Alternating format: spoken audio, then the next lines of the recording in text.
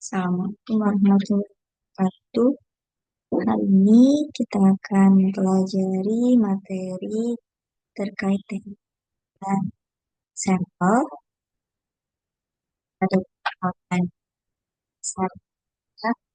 Yang pertama, populasi dan sampel, probability sampling, dan yang ketiga adalah non-probability sampling. Masuki yang pertama, populasi dan sampel.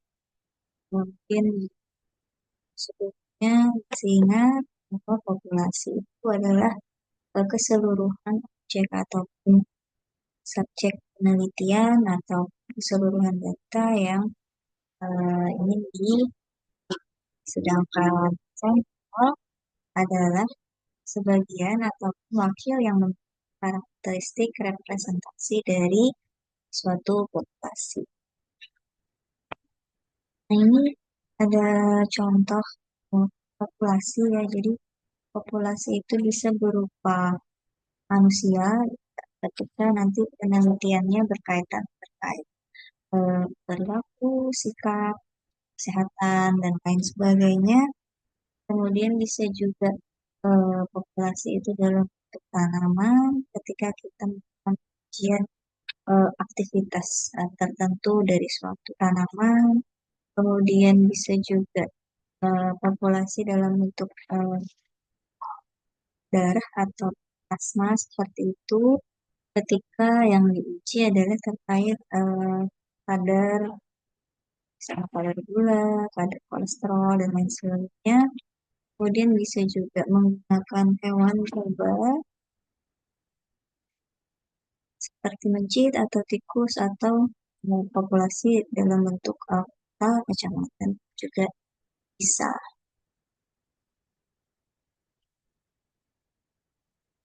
Dampak kesalahan ya,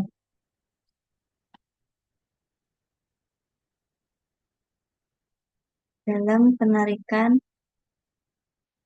suatu populasi atau sampel atau kesalahan dalam menentukan populasi atau sampel. Yang pertama, data yang kita analisis nantinya tidak tepat. Yang pertama, kemudian kedua, tentu saja kualitas data menjadi tidak baik. Kemudian ketika kita salah menentukan sampel, maka data yang kita ujikan itu dari sampel itu tidak representatif dan tidak memiliki daya generalisasi yang baik. Jadi mungkin ya kita salah sampel, malah kita tidak bisa melakukan generalisasi yang baik terhadap hasil. Nah, pertimbangan dalam pemilihan populasi atau sampel, mungkin peneliti nanti bisa mempertimbangkan tiga hal ini ya. Apakah nantinya ingin menggunakan populasi ataukah ingin menggunakan sampel. Yang pertama terkait dengan waktu penelitian. Nah, ketika waktu penelitian yang dimiliki oleh suatu peneliti itu cenderung singkat atau cukup singkat, misalnya ya, maka kita boleh gunakan sampel. Tentunya sampel yang kita ambil adalah sampel yang harus representatif atau bisa nantinya kita generalisir terhadap suatu populasi. Kemudian yang kedua adalah dana. Dana penelitian ini juga perlu kita pertimbangkan. Ketika kita memiliki dana yang cukup banyak, mungkin kita bisa memilih populasi. Ketika itu kita bisa menjangkaunya. Nah, namun ketika dana penelitian cukup terbatas, kita bisa hanya menggunakan sampel saja. Misalnya seperti itu. eh, ini mungkin cukup untuk kita pertimbangkan ketika populasi yang kita miliki cukup besar, misalnya masyarakat seperti itu di suatu wilayah tertentu, ketika kita eh, akan mengambil keseluruhan atau populasi, mungkin dana yang kita miliki itu tidak mencukupi untuk mengcover penelitian yang akan kita lakukan seperti itu. Jadi bisa menggunakan sampel. Kemudian yang terakhir adalah SDM atau tim peneliti ya. Ketika kita memiliki sumber daya manusia yang mencukupi, kita bisa menggunakan populasi. Dan sebaliknya, ketika sumber daya manusia atau tim penelitinya terbatas, misalnya hanya berdua atau bertiga, maka mungkin kita tidak bisa menggunakan populasi, bahkan kita bisa memilih hanya menggunakan sampel. Nah, itulah tiga pertimbangan utama dalam hal kita akan menggunakan populasi atau sampel dalam suatu eh, penelitian.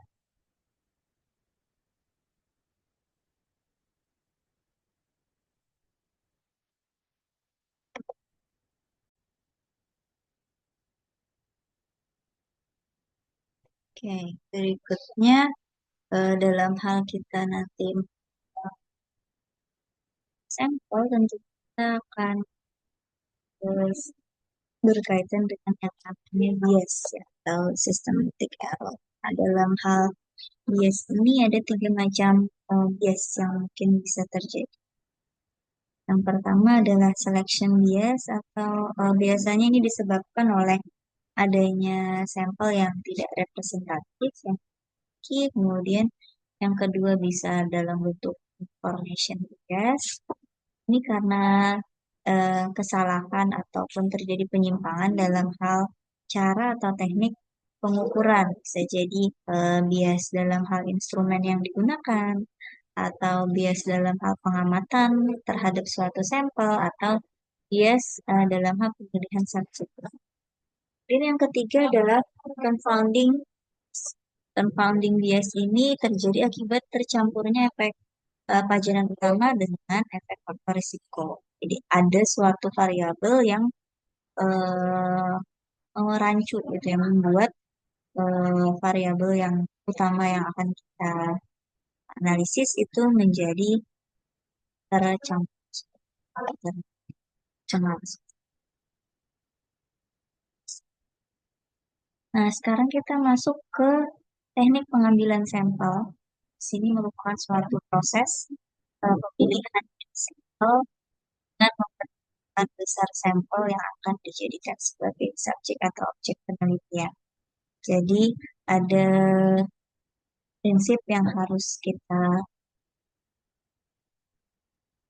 lakukan untuk pemilihan sampel yang yaitu adalah sampel yang kita pilih harus bersifat representatif, artinya bisa mewakili populasi baik dari segi karakteristiknya maupun jumlah. Jadi tidak hanya asal menentukan atau asal mengambil sampel misalnya 10 atau 20 tidak ya, melainkan kita juga mempertimbangkan ketika populasinya cukup besar, maka mungkin jumlah sampelnya juga boleh terlalu kecil. Gitu. Kita harus melakukan perhitungan. Nah, dalam teknik pengambilan sampel ada dikenal dua macam teknik ya, yaitu yang pertama adalah probability sampling dan yang kedua adalah non-probability sampling. Apa bedanya? Dalam teknik probability sampling, maka setiap anggota dalam suatu populasi itu mempunyai peluang yang sama untuk dipilih menjadi anggota sampel. Sedangkan dalam non-probability sampling, setiap anggota populasi itu tidak mempunyai peluang yang sama untuk dipilih menjadi sampel. Dan yang kedua, dalam probability sampling itu sampel kita pilih secara acak atau dengan metode yang acak. Sebaliknya, kalau dalam non-probability, sampel itu dipilih dengan metode yang tidak acak sekali. Dan dalam penggunaannya biasanya probability sampling umum digunakan dalam penelitian yang sifatnya kuantitatif. Sedangkan non-probability mungkin bisa digunakan baik itu pada penelitian kuantitatif maupun kualitatif. Nah, kita masuk ke jenis-jenis ya, jenis-jenis teknik sampling. Tadi kan secara umum terbagi menjadi dua, ada yang probability dan non-probability. Pada probability sampling itu ada lima macam teknik pengambilan sampel, teknik sampling. Yang pertama adalah simple random sampling, kemudian yang kedua adalah systematic sampling, kemudian yang ketiga adalah stratified sampling, yang keempat adalah cluster, dan kelima adalah multi-stage sampling.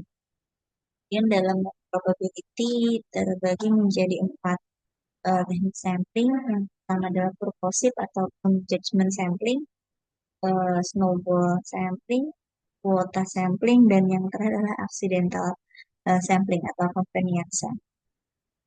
Kita akan bahas secara satu persatu untuk masing-masing jenis teknik sampling. Ya, kita mulai dengan teknik sampling yang probabilitas atau tadi kuncinya adalah setiap eh, anggota populasi itu memiliki peluang yang sama untuk diambil atau dijadikan sampel dan ada pengacakan dalam pemilihan sampel tersebut. Mulai dari yang pertama adalah simple random sampling. Nah, ini adalah salah satu bentuk yang paling dasar dari pengambilan sampel secara probabilitas atau probability sampling tadi, atau disebutnya biasanya sampel acak sederhana, di mana setiap anggota populasi ini nanti diberikan simbol ataupun nomor, kemudian nanti untuk memilihnya dilakukan pemilihan secara acak. Gambarannya ya dari sebuah populasi gitu diberikan identitas tertentu, diberikan kode-kode penomoran, kemudian dari nomor-nomor yang sudah ditentukan itu dilakukan pengacakan, bisa menggunakan Excel ataupun misalnya seperti ini, seperti teknik Gaussian seperti itu, ataupun pakai spin seperti ini, sehingga nanti didapatkan eh, sejumlah sampel yang sudah hasil dari pengacakan. eh, anggota. Kemudian yang kedua, systematic sampling. Nah, kalau dalam systematic sampling, ini peserta ataupun anggota sampel nanti itu dipilih dengan menggunakan interval yang tetap. Nah, bisa diilustrasikan, ini seperti gambar di samping, ini ada eh, 1, 2, 3, 4, 5, 6, 7, 8, 9, 10, 11, 12, 13. Ada 13 orang di populasi misalnya. Sedangkan kita ingin mengambil dari populasi ini kelipatan 3 misalnya. Peserta atau eh, individu yang pertama itu kita ambil, kemudian 3 orang setelahnya baru kita ambil kembali. Intervalnya 3 seperti itu. Kemudian 3 orang berikutnya akan kita ambil lagi seperti itu. Atau di sini juga bisa menggunakan interval 5, jadi orang kelima, orang ke-10, ke-15, dan seterusnya. Jadi, kita punya daftar dulu ya. Kita punya daftar semua anggota populasi. Baru dari daftar itu kita mau ambil interval berapa ya. Jadikan sebagai sampel. Misalnya di sini juga contoh ilustrasikan adalah setiap eh, interval 3 ya. Misalnya dimulai dari orang kedua, kemudian interval 3 berikutnya orang kelima, kemudian interval berikutnya orang yang ke-8 dan seterusnya. Itu menurut sistematik sampling. Kemudian yang berikutnya adalah stratified sampling. Nah, teknik stratified ini digunakan ketika variabel populasi yang sifatnya heterogen. Ketika kita punya populasi yang bersifat heterogen, misal kita melakukan penelitian terhadap seluruh mahasiswa, gitu ya, mahasiswa dalam suatu universitas, tentunya ada perbedaan karakteristik ya. Misalnya di sini pengetahuan contoh. Untuk pengetahuan akan berbeda ya, mungkin dari mahasiswa semester 1, kemudian semester 2, dan seterusnya sampai dengan semester 8. Itu ada eh, perbedaan yang mungkin cukup atau dikatakan variabel populasinya itu bersifat hetero. Sehingga tekniknya seperti apa? Jadi dari yang variabel yang heterogen tersebut kita kelompokkan kembali menjadi beberapa kelompok yang kurang lebih homogen. Misal ketika semester-semester awal, semester 1 sampai semester 3 kita kelompokkan jadi satu kelompok. Ya, kemudian semester 4 dan sampai ke 6 itu akan menjadi satu kelompok. Misalnya seperti itu. Kemudian 7 dan seterusnya eh, semester atas kita kelompokkan menjadi eh, satu. Nah, kemudian dari masing-masing kelompok tadi kita ambil sampel secara proporsional. Semakin banyak anggota populasi di dalam satu kelompok variabel tadi, maka jumlah apa sampel yang akan kita ambil dari kelompok itu juga harusnya lebih banyak.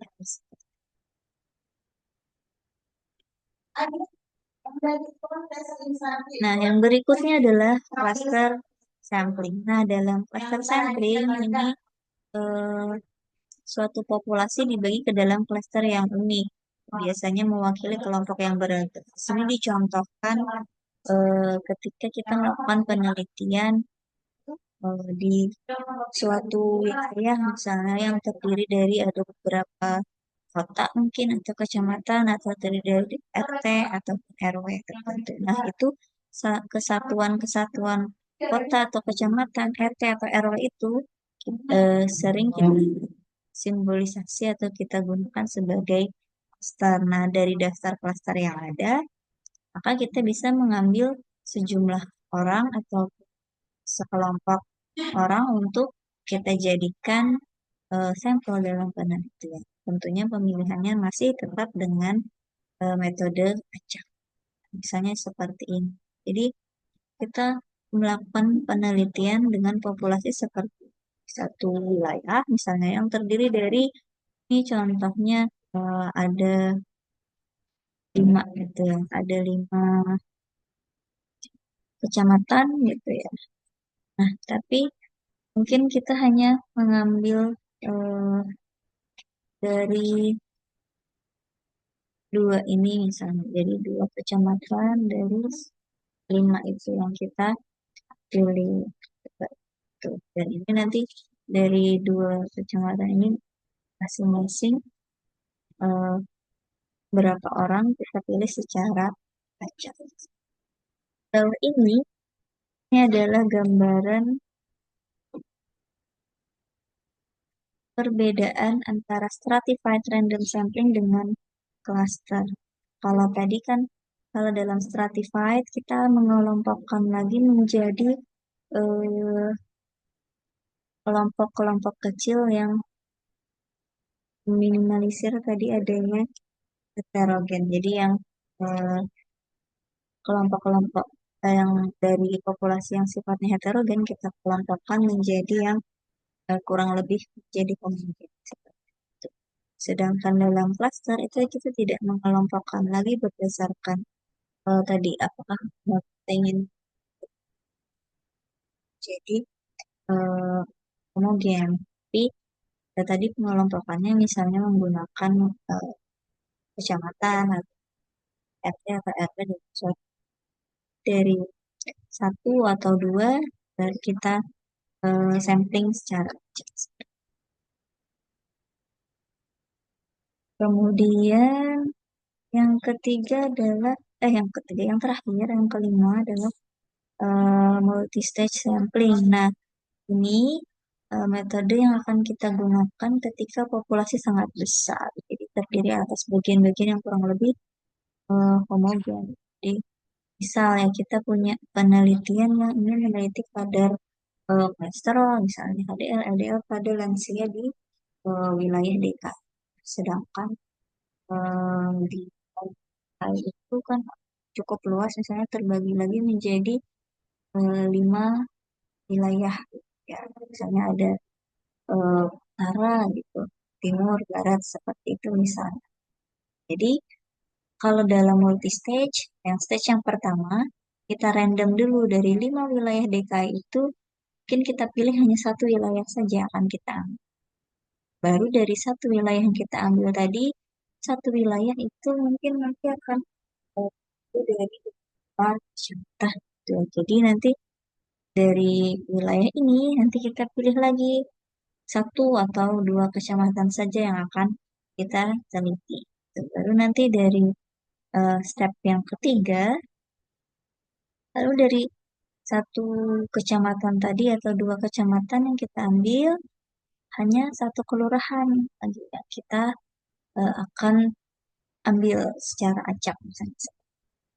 Itu maksudnya dengan multi-stage sampling.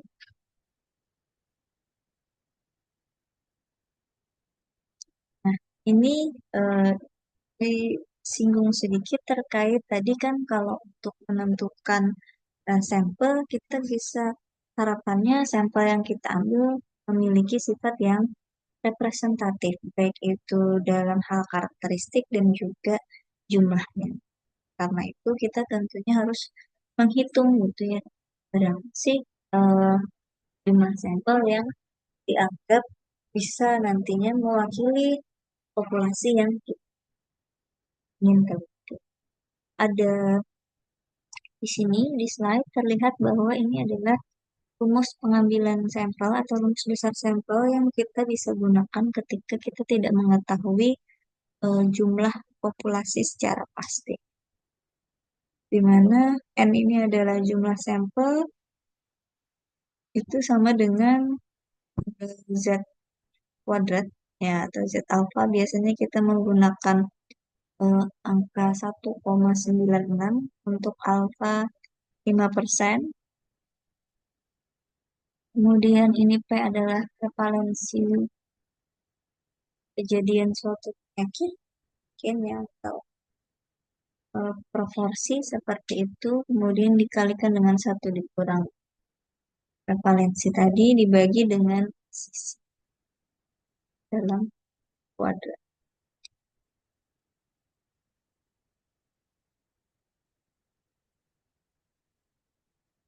Ketika ini kita tidak mengetahui angka prevalensi, bisa kita menggunakan 50%. P-nya digunakan adalah 5%. Namun jika ada data terkait prevalensi ataupun proporsi kejadian penyakit tertentu, kita bisa menggunakan P.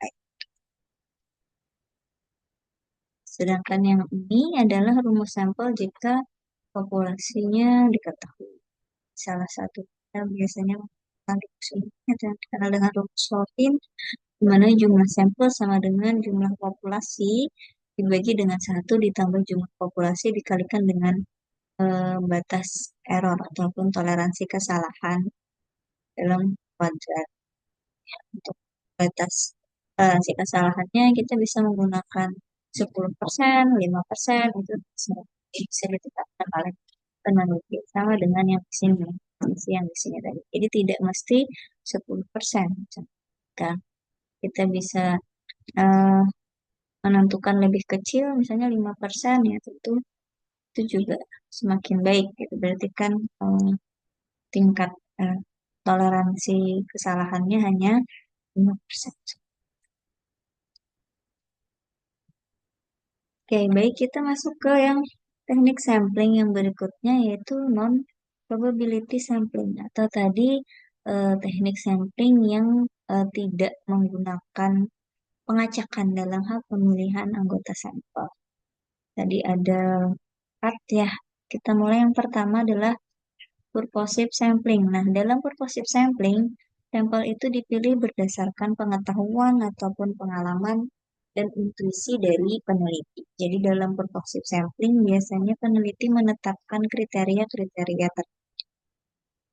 Kalau misalnya contohnya kita ketika ingin meneliti terkait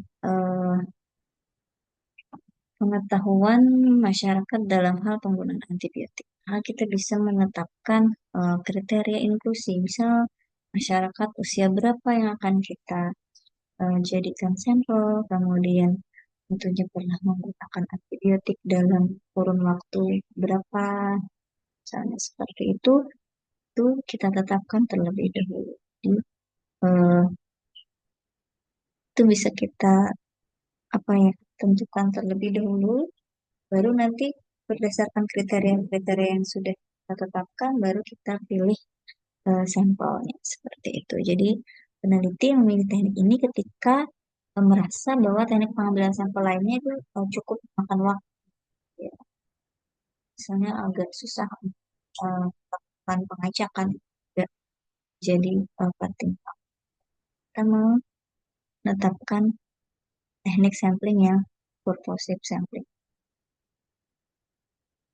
Kemudian yang kedua adalah snowball. Nah, dalam snowball sampling ini pengambilan sampel dilakukan dengan cara sambung menyambung. Ya, jadi misal kita punya penelitian terkait apa ya,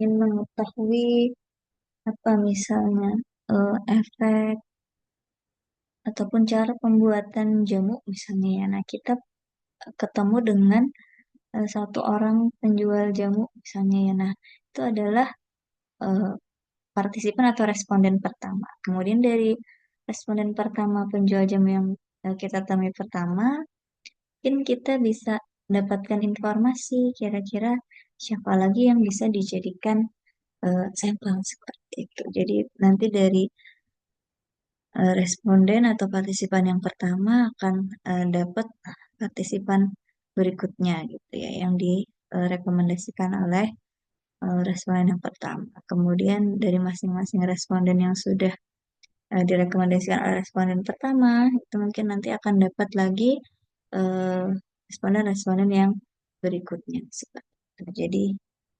penarikan bergulir seperti efek bola salju. Jadi nanti semakin banyak responden yang bisa didapat hasil dari informasi responden sebelumnya. Kemudian yang berikutnya adalah kuota sampling. Nah, dalam teknik kuota sampling ini dilakukan penetapan berapa besar jumlah sampel yang diperlukan. Ya, tentunya untuk kuota sampling, ketika kita ingin mengambil teknik sampling menggunakan kuota sampling, yang dijadikan sampel penelitian adalah subjek yang mudah untuk kita temui. Baru kita tetapkan kuota-kuota atau jatah yang dijadikan dasar untuk pengambilan sampel. Jadi misalnya di sini ada ilustrasi gitu ya dari sekelompok eh, populasi gitu, sekelompok masyarakat. Kita menetapkan kuota inginnya misalnya eh, hanya laki-laki, kemudian dengan usia di atas 5 tahun nanti berapa. Jadi kita ambil semua dari populasi ini laki-laki yang berusia di atas 50 tahun. Misalnya minimal berapa. Atau seperti ini contohnya ya. Jadi eh, kita menentukan dari suatu si ingin mengambil 60% laki-laki dan 40% misalnya wanita seperti itu. Nah, baru eh, misalnya kita sudah menentukan jumlah kuotanya tadi sebanyak 10 gitu. Sehingga dari 10 orang ini maka kita wajib mengambil 6 yang laki-laki misalnya, kemudian 4 yang perempuan misalnya seperti itu.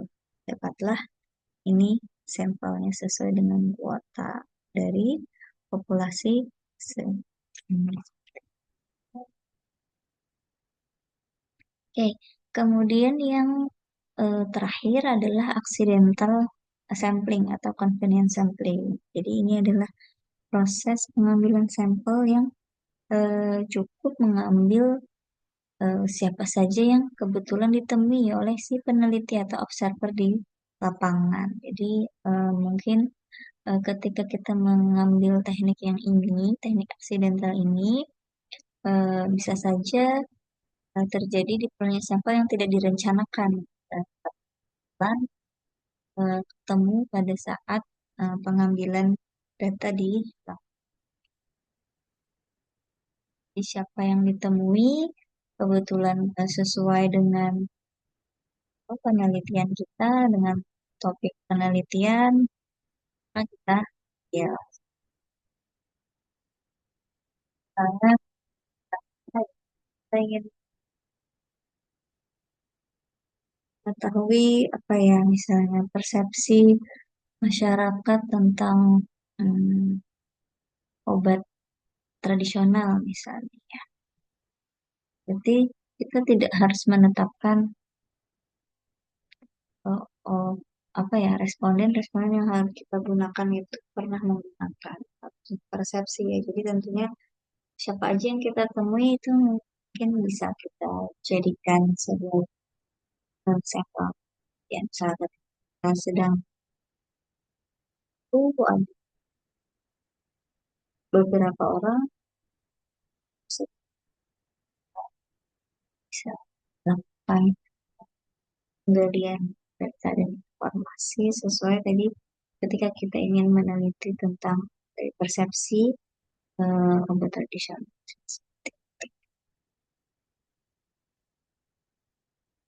Ya, nah sekarang eh, di akhir saya punya 4 eh, jenis ya penelitian. Disilahkan tentukan teknik pengambilan sampel yang sesuai. Pertama, peneliti ingin mengetahui persepsi dari siswa SMA terhadap bahaya penggunaan narkoba, di mana dalam siswa SMA itu terbagi menjadi kelas X itu ada 1.200, kemudian kelas 11 ada 800, dan kelas 12 ada 600 siswa. Kemudian dari keseluruhan ini, peneliti memerlukan 250 sampel. Nah, kira-kira teknik pengambilan sampel apa yang sesuai? Kemudian yang kedua, peneliti ingin melihat kepuasan pasien terhadap pelayanan di rumah sakit meliputi rawat inap, IGD, dan juga rawat jalan. Kemudian yang ketiga adalah penelitian tentang uji obat tradisional untuk menurunkan kadar gula darah pasien DM tipe 2. Dan yang terakhir, penelitian mengenai gaya hidup dan faktor risiko yang berhubungan dengan kejadian HIV. Nanti silahkan tentukan teknik pengambilan sampel apa yang sesuai untuk masing-masing jenis. Silahkan tuliskan di kolom chat. Oke, mungkin itu dulu yang bisa saya sampaikan untuk materi kali ini. Terima kasih banyak atas perhatiannya. Sampai jumpa lagi di pertemuan. Assalamualaikum warahmatullahi wabarakatuh.